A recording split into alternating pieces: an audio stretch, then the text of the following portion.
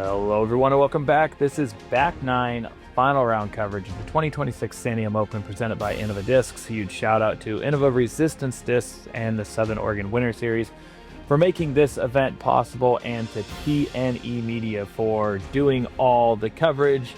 We do have to tell a quick funny story. We were going to have drone flyovers for this. Mark, I've saved it all the way till the end. Well, the drone might have hit a tree and fell into the creek. So we have course maps for all the holes, but no drone flyovers. Yeah, as we move into this back 9, our lead card today, Scott Withers, Nate Sexton, Dustin Keegan, Trevor Snyder. You have increased your lead from the front 9. You went in with a 2-stroke lead, and right now you are comfortably in the driver's seat with a 5-stroke lead on this card. I don't think it was anticipated that anybody would have a 5-stroke lead on anyone or on the field at this point with how good this field is. But I'm feeling like my good shots I've made birdies off of, and the ones that haven't been as great have just kind of been low and not been in trouble. So I figured I'd throw one in trouble real quick. This hole goes way to the right of the golf green that you can see. Definitely not over the cart path on the left. That is safe over there, but a long way from the basket. Yeah, this hole slowly bends to the right the whole way. The farther you do air that shot to the left, if you fade out, don't hold that distance line, it is just going to make your approach longer. And put some trees in the way that don't need to be there. You also don't want to be way right. That row of trees can get in the way. I like this play on this day. We had a little bit of a crosswind from left to right, if I remember. Don't really, there it is. It kind of circling at the end.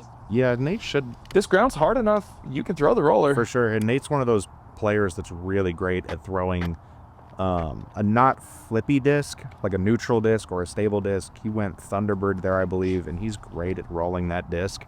Just sets those on those cut roll angles for so long, and they just like to ride. Trevor trying the same thing. Holding. Yeah, that's pretty good. Great angle to start, and that's going to finish up nicely. Hopefully not too far behind the trees. He should still have somewhat maybe of a forehand, or if the ceiling isn't contesting it too much, a backhand to get up to that green. It is elevated on a golf tee box. We'll see if it went far enough to be safe. Dustin going backhand air shot, it looks like. Nope, going roller also. Yeah, that got some nice movement out to the left before it came back right, so that should definitely be in play with some good airspace on the second shot. Like we talked about in the first round, you are definitely a rangefinder guy. What did you range this one at? I know you had to have. Oh, man, I think it was still like 420 or 415 or something. I have 2 different destroyers in my hand right here. I'm going with the more stable of the 2, but I have to throw this one pretty hard still. How was the angle to the green? Did you have any of these trees to really contest with? No, I got really lucky with the angle. Honestly, I didn't even hate having to throw that shot compared to some other places that I've been in the past. As funny as it sounds that it could be that far off line and kind of get lucky. I might have taken it where I was as opposed to having to throw this low forehand that these guys have. Oh, just the last little end of that branch. I mean, that looked great out of his hand.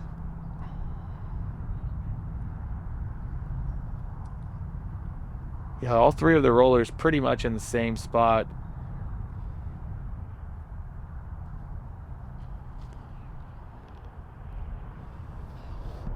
Trevor? Yeah, makes the correction from Nate's shot. Keeps that low, out of danger of the branches.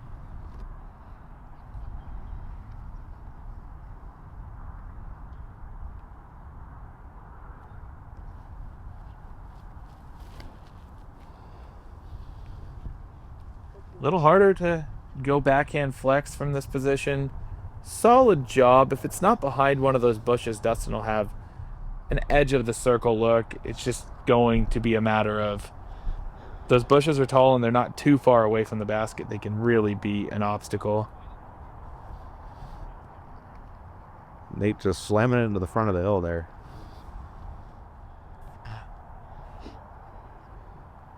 Yeah, he looks... It's like a little bit of a deep straddle here. Yeah, pretty clean, just a little off to the left. Pretty comfortable for his putting stance, I'd guess. So just a touch low. Anything that's on this hill, nothing's tapping in, right? These are all 26 to 30 feet from here. Yeah, that's a great putt there from you.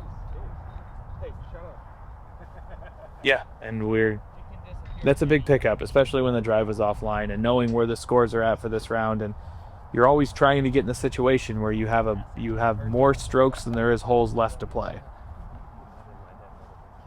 Yeah, and this hole at 700 We're not quite feet, there yet or anything, but probably plays a little bit longer than that as it bends to the right the whole way. You know, you always have to kind of be finishing that shot away from its natural fade. Trevor picking up a great birdie there as well. Solid putt.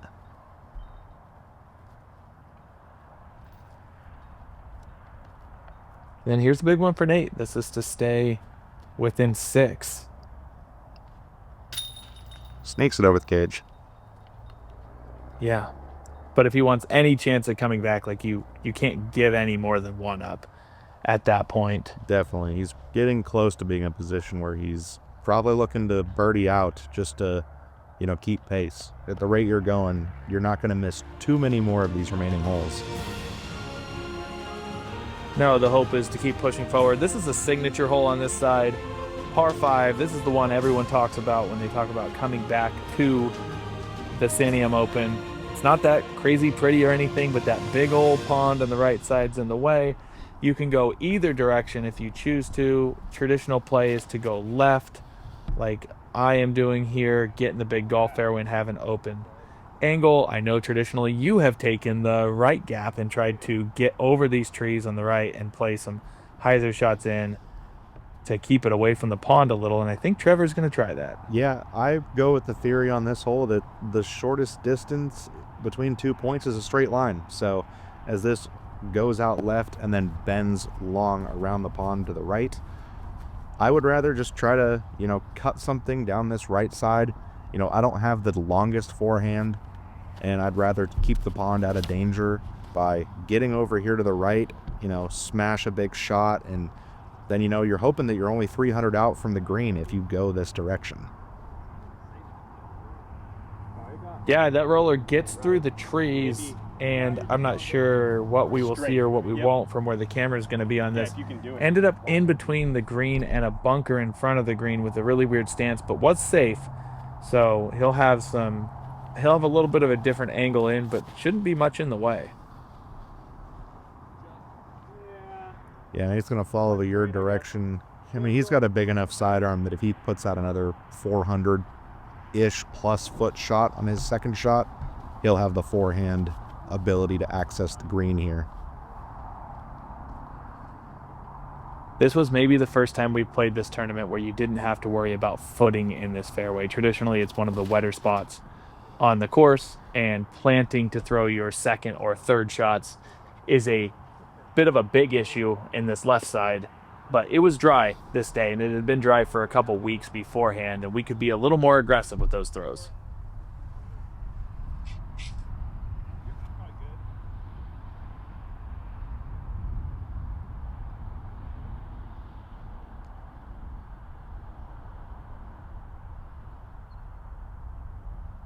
We're still looking at full power second shots here. You can see the hole's 1,165 feet. There is no shortcuts here. It's big shot, big shot, big shot if you want a birdie putt. Yeah, those white trees up on the far side of the pond, those are not even to the basket. So a little bit of distance to continue to try to bite off here. Yeah, and you can see where Trevor's standing. His discs had come to rest in between the bunker and the green, but he can't take too much of a run up. And ends up quite a bit short right on that. I don't think the footing was great. Still moving it forward, but is playing a completely different fairway than the rest of us at this point.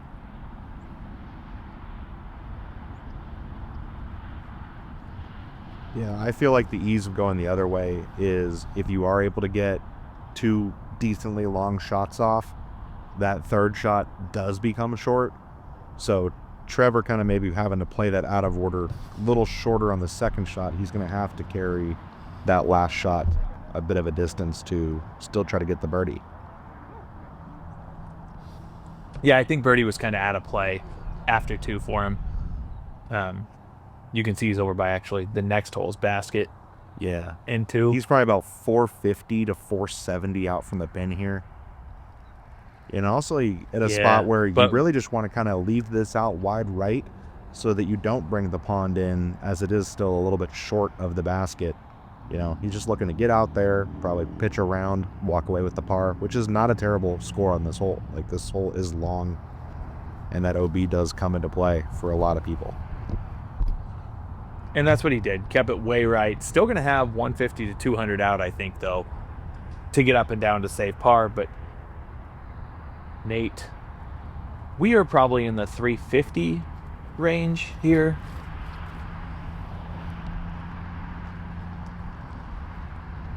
Great cart path action. Ooh, flashing the chains there. Maybe OB? Very well done. Yeah, we weren't too far from each other. All 3 of us had kind of thrown basically the same drive and the same second shot. Dustin lining up the forehand here.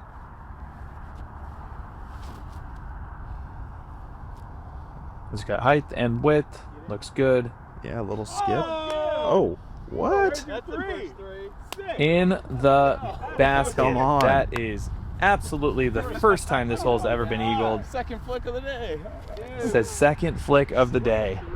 Shoot, he might need to get that going a little bit more. That was beautiful. Sick eagle. Like, this hole is averaging over par for the MPO field.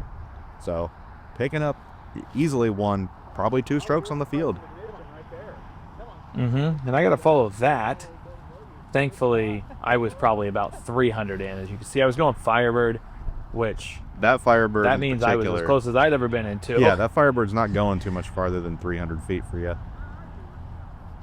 No, but what a shot by Dustin. He's had a flat round, hasn't been what he wanted it to be, but that is a way that'll pick your spirits up real quickly, just making a 3 on this one. Yeah, some sweet little momentum shift hopefully for him there. Super sick. I mean, we've never heard about anyone else getting the 3. This tournament has history before the live scoring era, so the stats aren't always there, but I guess I cannot imagine anyone's made a 3 on this before. I would be completely shocked. You have to throw 2 really good shots to even be in a position to be able to get it there on your 3rd. Yeah. So Nate cleaned up. Trevor finally do the same. also rejoins the group. Congratulate Dustin on the eagle after he played basically a different hole. Right, Trevor. I also am going to guess that that's the first time a card has been 4 under par for 4 players on it, even though Trevor takes a par. Dustin's eagle, Nate and I with birdies, Trevor with the par. I would guess the group's never played that hole better than that. Yeah, I think that's a fair statement to make without looking back at it. But hole 12, we got another hole with some options, little water in play potential on the left. But you can see on the whole graphic here, we have the wide sweeping hyzer option. We've got an up the gut option as well. Are you shocked to see Dustin looking like he's going to play up the middle here with his game? Well, he's throwing a forehand after he just threw one in the basket, so I guess I shouldn't be surprised by that. That's true. This is 3rd flick of the day. Not quite as much He magic. may need to throw a lot more of them at this point. Yeah. That is so good. Yeah, Dustin is such a strong backhand player that I would have initially expected him to throw like this sweeping hyzer with a fairway driver and try to skip it back in. But when you execute the forehand like that, it's, you can't question the guy's decision making at all. Yeah, the cart path is not out of bounds on this hole. However, I think that's something we may need to look at for the future. Just because you're already teeing off on the left side of it. We've always been pretty player friendly with the whole rules on this course or this property just being in January, but this is one that it might make sense. I end up 30 to 35 right.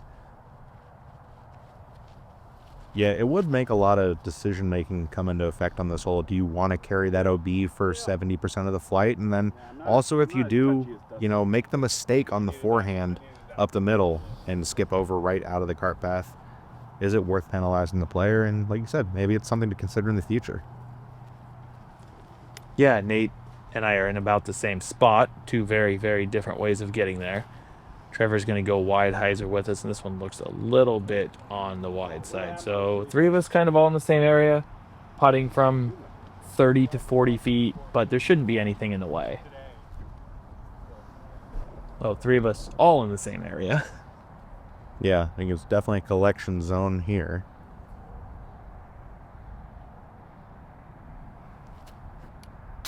Yeah, nice stick. It's a big pickup, too. They're in a full-on battle for second place right now, and not that I have completely put anyone away by any means, but the field might need a little help for me to come back to catch up. Those putts for Trevor are huge for staying in second. Yeah, we're sitting at hole 12 on the round, and like you said, you know that you have a bit of a gap on this card. Have you checked scores at all to see where the chase card or third card is to see if anyone's making a move? Or is that kind of out of your mind at this point? Well, probably until I airballed that putt. I wasn't too worried about it. I knew I was playing well enough and had a little bit of a lead going into the round that I don't think I was too concerned with anybody else catching up from behind. This is about the point in rounds where I'll start actually looking at the leaderboard. But I think knowing that I was 5 clear or whatever it was of the card that I was playing on with the caliber of players that these guys were or are, probably wasn't too worried about a second or third card comeback at this point. You don't want to leave strokes out there though, and you always want to keep your foot on the gas, and airballing that putt was, it's not a killer or anything, but it's not one that you want to do. Yeah, hole 12 is our 3rd easiest hole on the course, so you maybe let one get away from you, but thankfully a little bit of a cushion right now as we move to, we'll say, another one of the signature holes on the property. Yeah, just beautiful little shorter par 3. Drop zone if you go in the water on your drive. Hard ball. They're all like no sleeves. The safe play is, again, kind of like designing hole 4 on the other course, is to play it long, take a comeback putt, or if you want to park the hole, you got to flirt with the water a little bit.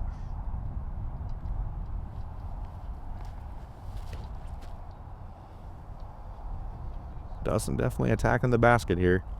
Perfect. You can see the wind picking up a little in the background. You see the golf flag stick blowing maybe into our faces just a touch. I don't remember it being something that was like making us worried about flipping the disc over or anything, but might make you play just a little bit longer to make sure you don't come up that 10 feet short and end up at the drop zone. Yeah, that's a great shot by Trevor there.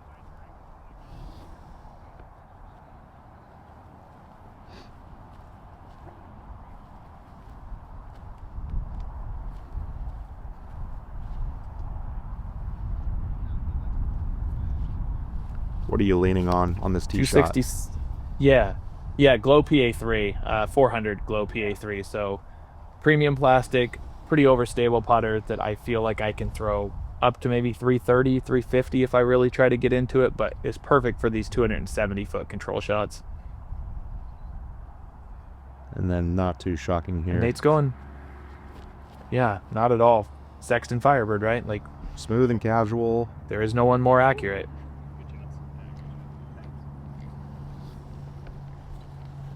I feel like we're all in birdie range up there. Nate's going to be the farthest away at, maybe just under 30 feet.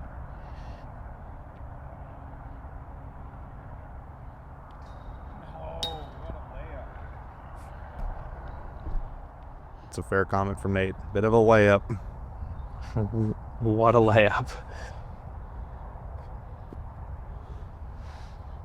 You could replay the audio again. Nice, yeah. Trevor trying to break the force field around this basket. Oh boy. It is still there.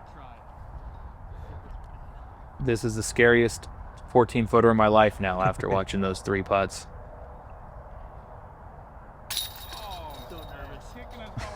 So nervous for no reason over that.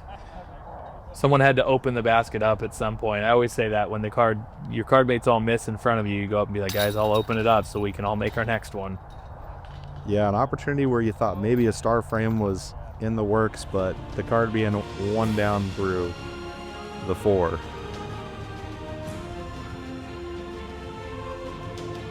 This is a cool hole. I love hole 14 here. Over the cart path right is out of bounds. In the creek is out of bounds. You could play it way up the left side if you want to, but nobody really does. Well, you got baseball. You're kind of trying to go big distance and keep it in the middle of the fairway, and then a very tricky second shot into a little bit of an elevated green that's on a golf tee box. And you've got the stats pulled up. I am going to guess this is one of the 3 hardest holes on this side. Not far off. This is the 5th hardest hole on this side of the property. Oh. And it produces some great scoring separation.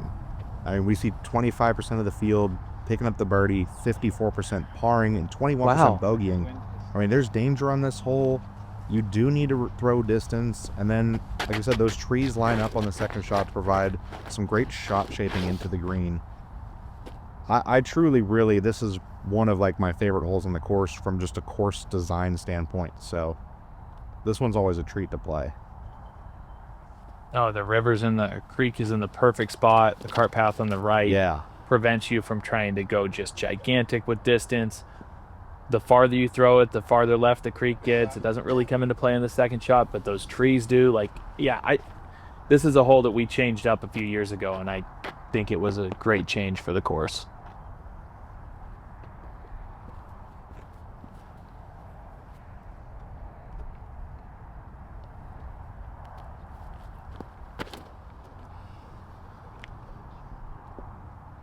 Just leaking out a little left. Does it have the distance to be safe? Yeah, absolutely. That's what we're talking about. The more distance you get, the more friendly it is on the drive.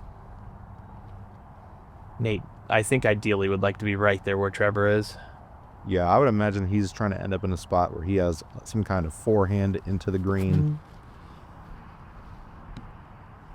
Maybe looking for a little more height on this tee shot for a little more carry, but should be within his wheelhouse to attack the basket there from that distance.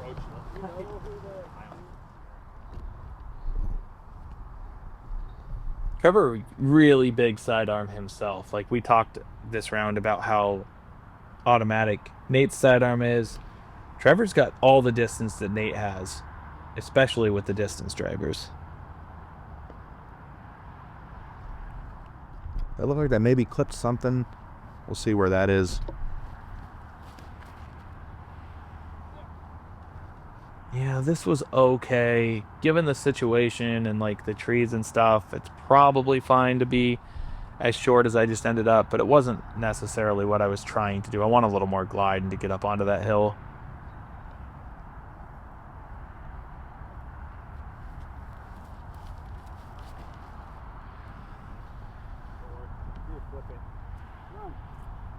Yeah, Nate maybe looking for a little more stand-up on that shot, catching maybe some cart path skip off to the left.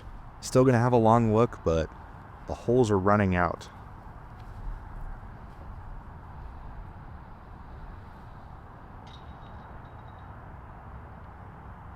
This would be a really good par 3 from where Dustin's throwing from. Just very pretty, very framed up. Yeah, absolutely. Harder than it looks, and everything short right. It never skips over there. It's wet and it's long grass, so you have to earn the shot.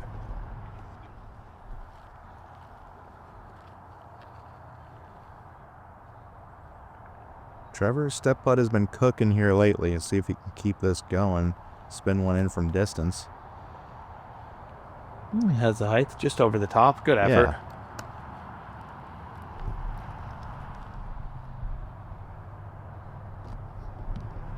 You can see the long grass.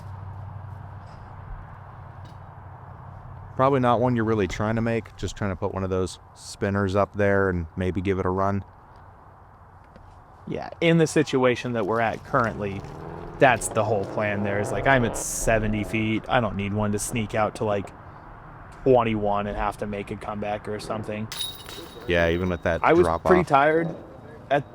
Pretty tired at this point in the round. Not gonna lie, we had done setup the day before. I hadn't played 2 rounds in 6 or 7 weeks in a day before this, just coming off some health surgery stuff. But I was, and not that I wasn't kind of anticipating this, but this is about where I started to hit the energy wall. setting up 2 courses the day before, just kind of recovering from a surgery, and the energy level started to become an issue. Thankfully, at this point, I'd kind of built a big enough lead, which was totally unexpected for somebody to be 5, 6, 7 clear of the field, that I could afford to lay up and take a par there. Yeah, we come to a hole where I do love the tweaks that we've made to hole 15. This is this island hole on this side of the property, 200 feet. You got an OB golf green you have to carry, but off of the island, we play it as hazard rather than having to send OB shots to a drop zone. There wasn't really a great way to gauge, did you carry the island somewhere? So just make those errant shots take their penalty stroke and give them the same opportunity to earn the par that the drop zone offered. It's short hole, right? Like, everyone can throw 200 feet that's in this field. It's just, for most players, probably a little forehand chip shot, but there's nerves standing on this, especially when you're coming down the stretch in the MPO division and you're trying to compete for the win or whatever. There's something to be said about a shot that is so easy that you have to execute it. It's kind of in your head. Yeah, and I felt like watching Dustin shot there, and from the experience on my card, this green was moving really fast. So some of these forehands were skipping in, got some ground play. Yours didn't seem to get too much there. I don't know if it was the higher angle that you took on the shot, You made that jump. but It's the disc. your gator just doesn't go anywhere. Nah, it's just so overstable. It's coming straight down every time it's hitting the ground. Trevor's going with an A3 here that's about the same. I don't anticipate a lot of ground play from his either. Yeah, I love the height on that. I think Kind of some negative. I think that really plays well onto this green. Yeah, Nate's going with a rat, which I don't have the touch to throw, but he is very good at. Yeah, a lot of those Innova players love the Toro, but he likes that slightly straighter finishing disc and likes to control his angles more. And that's great. We're all in the green, as you should be. I mean, even where Dustin's at there, I would say from the tee, it's still a birdie. It's a good putt. But we'd all like to be, I'm going to say where Nate's disc isn't in. Even mine's like, you still have to release the putt. It is 200 feet. There's nothing in the way. Like, without wind in play, you just want to park this one and move on.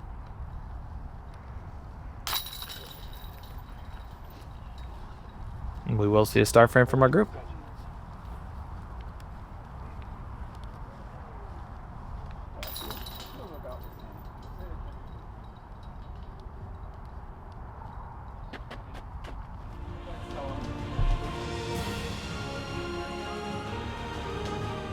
The last 3 holes of this course, I don't always anticipate a ton of separation on. 16, part of the issue here with this hole's just really hard. It's really cool green.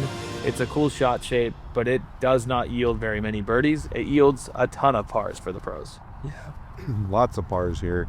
Bogey's definitely come into play too with the guarded green. You're probably not in the situation where you're trying to attack this green, probably just trying to really get it down and play out, imagine, and walk away with a par. But so these guys are probably still playing attack golf and trying to move down there. This looks nice if it gets some good skip up to the green. Maybe a long putt there. Yeah, very nice shot by Dustin. I feel like if you're playing right, you're conceding not making birdie, or at least having to make a long look for birdie. The Anheuser kind of flex shot down the left side is so much riskier because there's an OB cart path on the left, but that's how you actually get to this basket. If we are aiming out right, I feel like it's almost a concession for par.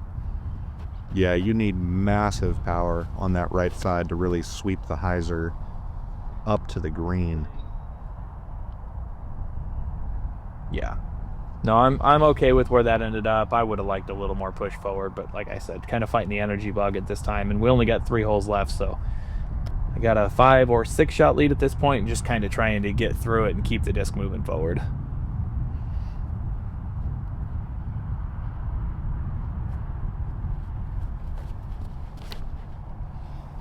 Yeah, Trevor goes for kind of a middle of the two. You don't see that very often. The tree gets in the way, though.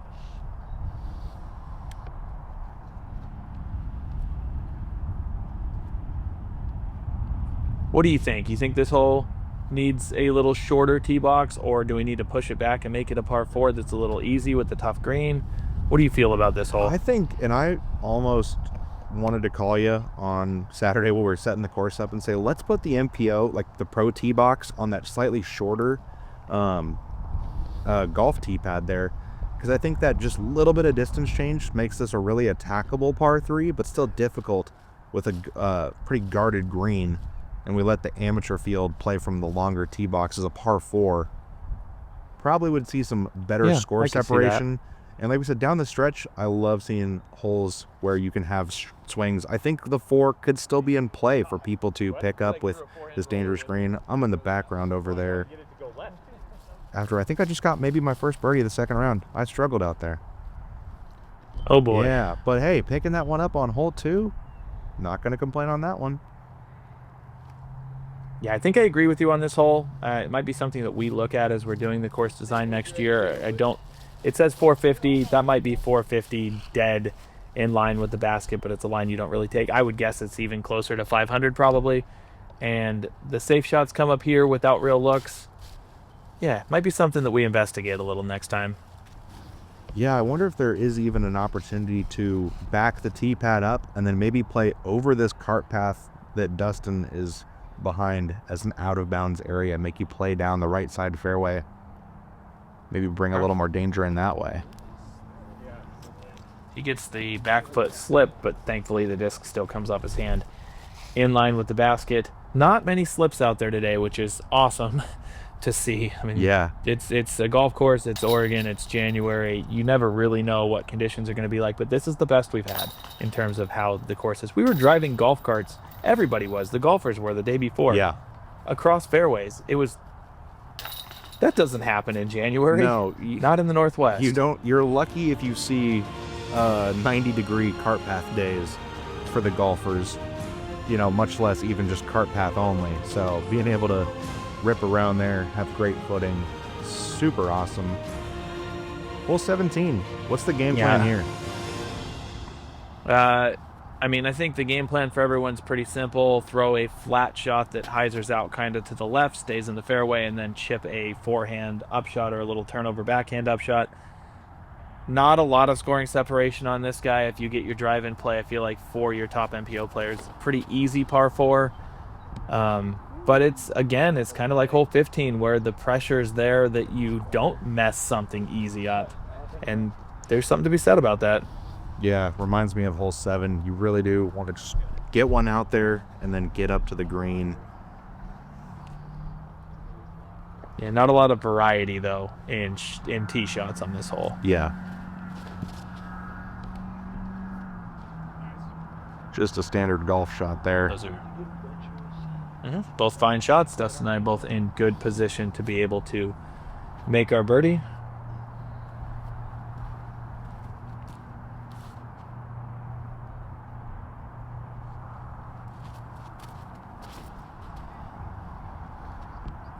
This is Trevor. Good shot there.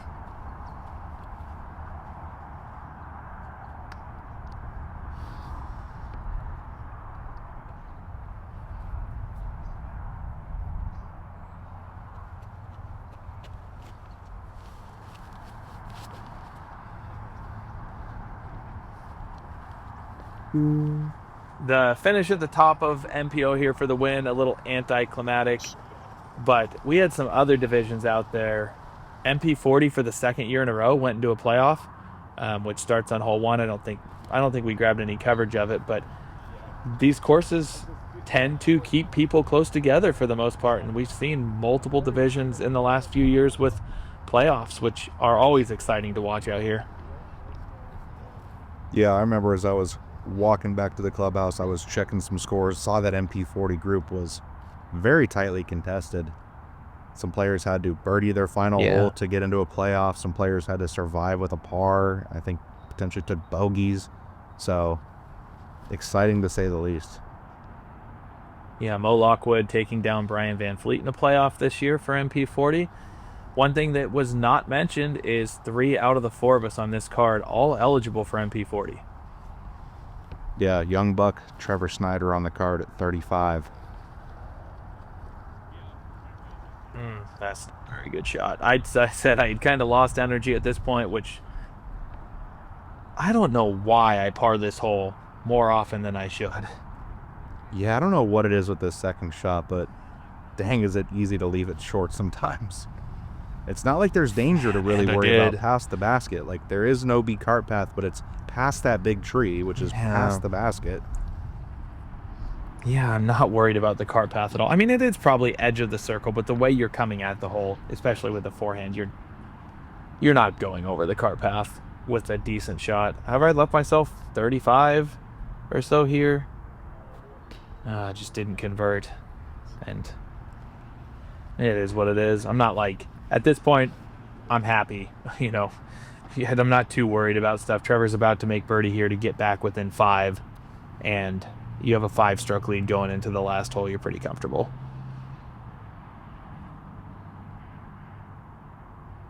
Yeah, all these guys that were in a battle for second place. Trevor picking up a nice birdie to stay pushing there. Yeah, not a huge payout B tier, right? We have to rent the golf course, cost some money to do so. But, you know, there's a couple $100 on the line in between second and fourth place, or second, third, and fourth place. So you coming up for a day, making the drive, it is nice to earn a little bit to go home with. For sure. Dustin Keegan picking up the birdie as well. A little bit of a mix, just a couple strokes separating these guys for that second place finish. Yeah, Dustin's really turned it on in the back nine. He was a little flat early, and then the eagle kind of got him energized, made some good shots after that, picked up some birdies, and kind of played his way back into contention for the podium also. Yeah, 1 over on the front for Dustin, but definitely clawing his way back. 6 down through the 8 holes on the back. Last hole, hole 18. The classic, the site of the Dustin Keegan walk-off ace that we were talking about on hole 1, or on the front 9 coverage of this second round. But we tee off from the cart path, or a little right of it. Cart path end over is playing as out of bounds, so that's kind of your mistake. There's a golf green that you could get on, there is a bunker that you could get on, and there's trouble kind of all over around this basket. The only, I'd say, the shot that almost everyone takes is kind of just a fairway driver, sweeping hyzer, aim out right, let it fade into the left, and hopefully check up to maybe 15 feet short right of the basket. So yeah, where do you think this ended up? Classic Santiam hole. For difficulty on the course. I got the stats pulled up in front of me. Well, I think it was the hardest hole in the world, so I'm going to say right in the middle of the pack. I think it was the 9th hardest hole. You were actually on the right track. This is the 2nd hardest hole. No kidding. Yeah, it's just because of this cart path left. Yeah, there's a considerable amount. There's just as many bogeys as there are pars for the MPO field on this hole today. Yeah, I mean, if you go out early at all, it's an automatic 4 at best. Yeah. I don't think you see too many end up in the bunker. Like, I mean, we might add a small handful get there, but that's usually because you just threw maybe too fast of a disc. Dustin's shot there was exactly what you're looking for. Yeah, just swing it out right there, hyzer it back, and then you're just looking for... Yeah, we talked about like being a little too long potentially. Trevor's going to have a long putt to make. Yeah, to hold on to solo second, I believe. He's in control of his own destiny right now for it. Yeah.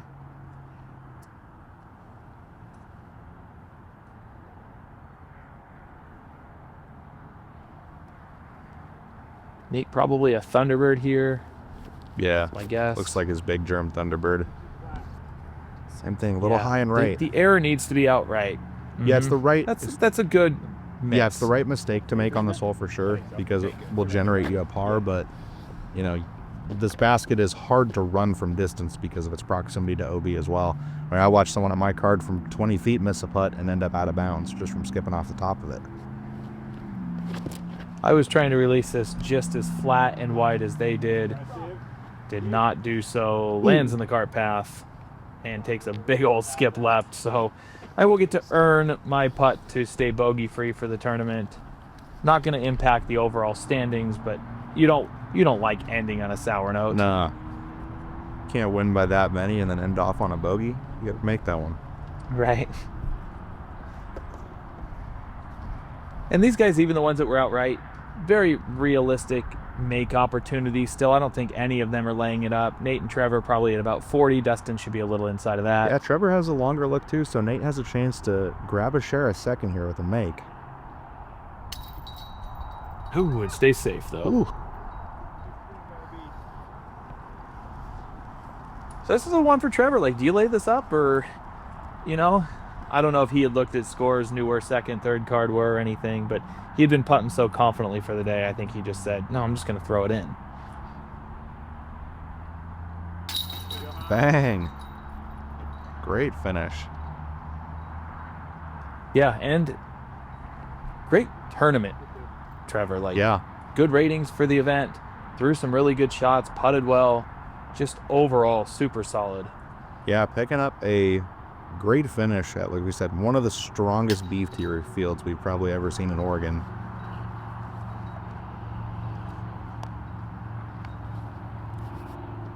Dustin would have definitely have liked to make that one, but, you know, so like I said, 6 down through 9 on the back after being 1 over on the front. You can't be too upset. Getting unnecessarily distracted with a 4-shot lead here. And just, I think my mind is like, you just played 35 holes bogey free and could have thrown any disc in the world out to the right. What are you doing?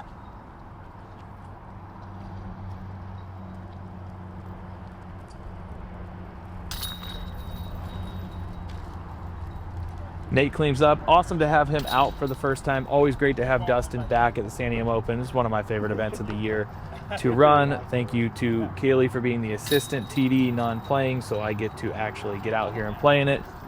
Hey, Santiam Open, another one in the books. It was dry.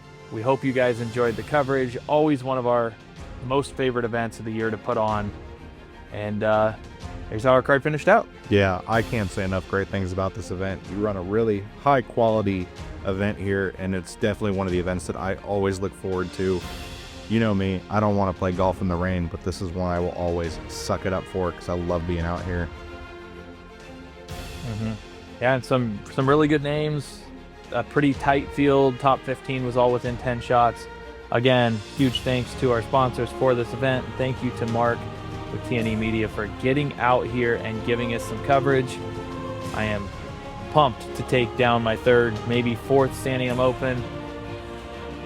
It's fun. I love that course, and I love just being able to put it on for everyone. So thank you all for watching, and we will catch you all soon.